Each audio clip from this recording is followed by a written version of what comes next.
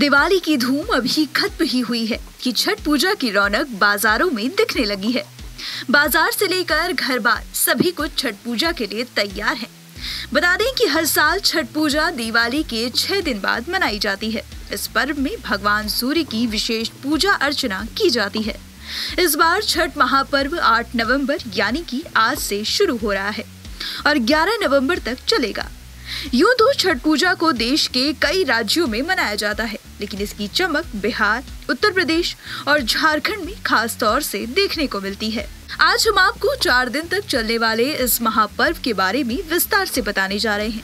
लेकिन उससे पहले अगर आपने हमारे चैनल NN श्रद्धा को सब्सक्राइब नहीं किया है तो जल्दी से कर लें। इसके साथ ही आपको यहाँ दिख रही घंटी भी बजानी है ताकि जब भी कोई नई वीडियो आए तो आपको तुरंत नोटिफिकेशन मिल जाए। तो चलिए वीडियो को आगे बढ़ाते हैं और आपको छठ महापर्व से जुड़ी हर जानकारी, छठ पूजा की तिथियां, शुभ मुहूर्त, सूर्योदय और सूर्यास्त का समय, प्रसाद और व्रत कथा के बारे में बताते हैं। पहला दिन नहाए खाए। छठ पूजा के पहले दिन की शुरुआत नहाए खाए के साथ होती है। इस बार नहाए खाए 8 नवंबर यानी सोमवार को पड़ा। उस दिन सूर्योदय सुबह 6:42 पर और सूर्यास्त शाम को 5:27 पर था। उस दिन व्रती स्नान करके नए कपड़े पहनते हैं और शाकाहारी खाना खाते हैं। व्रती के खाने के बाद ही परिवार के बाकी लोग खाना खाते हैं। दूसरा दिन खरना। छठ पूजा के दूसरे दिन को खरना कहा जाता है। इस बार खरना 9 नवंबर को मनाया गया। 36 घंटे का व्रत तब पूरा होता है जब उगते हुए सूर्य को अर्घ दिया जाता है।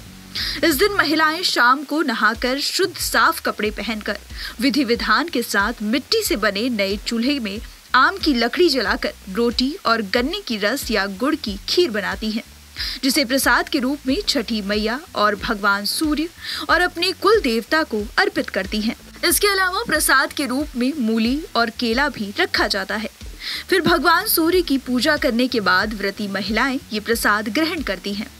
खरना के बाद व्रती 2 दिनों तक निर्जला व्रत रखकर साधना करती हैं, जिसमें पूर्ण ब्रह्मचर्य का पालन करते हुए महिलाएं भूमि पर सोने का संकल्प लेती हैं। इस दिन छठ करने वाले श्रद्धालु पूरे दिन का उपवास रखकर शाम के वक्त खीर और रोटी बनाते हैं। खरना के दिन शाम को रोटी और गुड़ की खीर का प्रसाद बनाया जाता है। इसके साथ ही प्रसाद में चावल, दूध के पकवान, ठेकुआ भी बनाया जाता है और फल सब्जियों से पूजा की जाती है। ज्योतिष आकलन के अनुसार इस दिन सूर्योदय सुबह 6:40 पर और सूर्यास्त शाम को 5:40 पर होगा। तीसरा दिन अस्त होते सूर्य को अर्घ्य। छठ महापर्व के तीसरे दिन शाम को डूबते हुए सूर्य को अर्घ्य दिया जाता है। इस बार शाम का अर्घ्य 10 नवंबर को दिया जाएगा।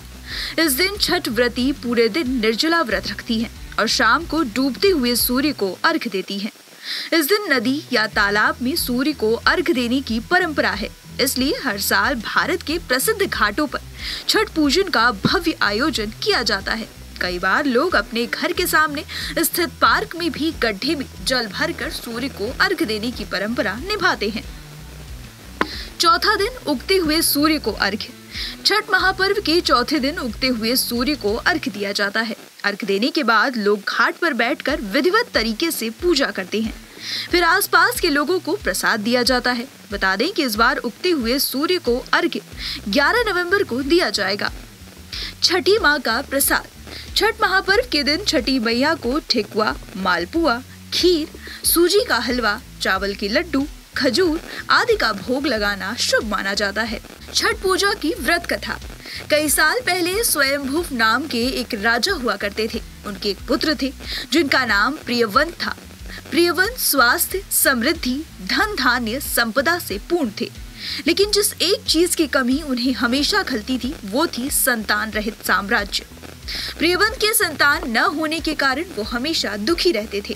उनके इसी दुख को दूर करने के लिए महर्षि कश्यप ने पुत्रेष्टि यज्ञ करवाया और यज्ञ का दिव्य प्रसाद उनकी पत्नी को ग्रहण करने के लिए कहा। प्रसाद ने अपना असर दिखाया और रानी को पुत्र रत्न की प्राप्ति हुई, लेकिन पुत्र मरा हुआ पैदा हुआ, जिसके बाद राजा के महल के साथ साथ पूरे राज्य में हताशा फैल गई। दुखी मन से राजा अपने पुत्र के शव को शमशान घाट लेकर गए और खुद अपने प्राण त्यागने का निर्णय लिया। तभी वहाँ एक दिव्य स्वरूप लिए देवी प्रकट हुई और उन्होंने राजा के पुत्र को जीवित कर दिया, जिसके बाद राजा के पूछने पर उन्होंने कहा कि वो षष्ठी माता है। इसके बाद देवी लुप्त हो गई। इस पूरे घटनाक्रम के बाद राजा ने उस दिन से देवी षष्ठी की पूजा करना आरंभ कर दिया। बता दें कि जिस दिन ये घटना हुई और राजा ने जो पूजा की, उस दिन कार्तिक मास के शुक्ल पक्ष की षष्ठी तिथि थी। इसी कारण से षष्ठी देवी यानी कि छठ देवी के व्रत और छठ का महापर्व मनाने की रीत शुरू हो गई। तो आपको हमारा ये वीडियो कैसा लगा और आप कौन से टॉपिक पर वीडियोस देखना चाहते हैं, हमें कमेंट सेक्शन में जरूर बताएं। इसके साथ ही हमारे चैनल को सब्सक्राइब करना ना भूलें।